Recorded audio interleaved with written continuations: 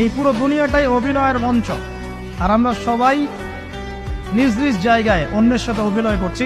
কোনো কোনো ক্ষেত্রে আমরা নিজেরা নিজেদের সাথে অভিনয় করছি।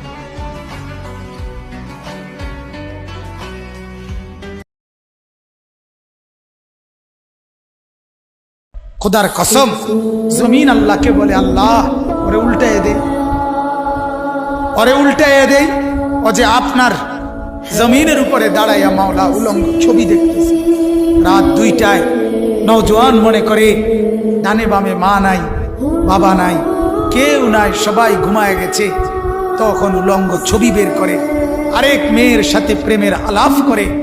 আর শাজিম থেকে আল্লাহ তাআলা তখন ডেকে বলে, আনিস আমি কিন্তু জেগে আছি, আমি ঘুমাই নাই। সব ঘুমিয়েছে, আমি ঘুমাই নাই, আমি ঘুমাই না। যদি বলো আল্লাহ আপনি ঘুমান, আল্লাহ বলবে রাতের 2টায় যদি তুমি পেশাব করতে হয় আর যদি উঠতে হয়, আমি যদি ঘুমাই, তুমি বান্দা তোমার চোখ মেলে দিবে কে? চোখ।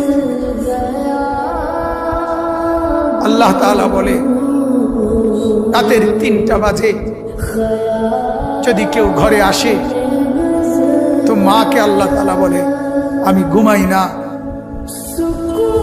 কারণ আল্লাহ তাআলা বলেন তখন দরজা খুলে দিতে হলে চোখ মেলতে হবে। আমি যদি ঘুমিয়ে থাকি, চোখ মেলে দিবে কে? আরে বন্ধু, তোমরা তো সবাই জানো ঘুমের সময় আমরা যখন ঘুমাইতে যাই তখন তো ঘুম আসতে দেরি হয়। কিছুক্ষণ বিছানায় এপাশ ওপাশ করার পর মনের অজান্তেই ঘুম আসে আল্লাহর কুদরতে। সকালবেলা যদি এই ফজরের নামাজ না পড়ে আমরা যারা ঘুমায় থাকি, সকাল 8টা বাজে 7টা বাজে আমরা যখন উঠতে চাই, যদি আল্লাহ তাআলা নারাজ হয়ে বলে বান্দা ঠিক আছে এখন আমি আধা ঘন্টা চোখ মেলতে দিব না, তুমি চেষ্টা। আল্লাহ নামাজের জন্য ডাকে না। এই উম্মতকে এতটুকু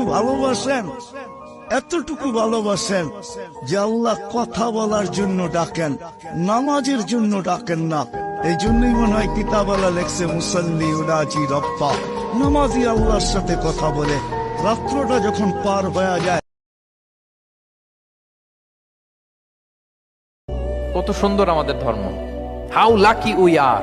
আমরা কত ভাগ্যবান যে আল্লাহ তাআলা এই ধর্ম আমাদেরকে দিয়েছেন, এমন বিধান আমাদের জন্য প্রেসক্রাইব করেছেন যেগুলো মানলে আমাদের সমাজটা একটা জান্নাতের বাগান হয়ে যাবে।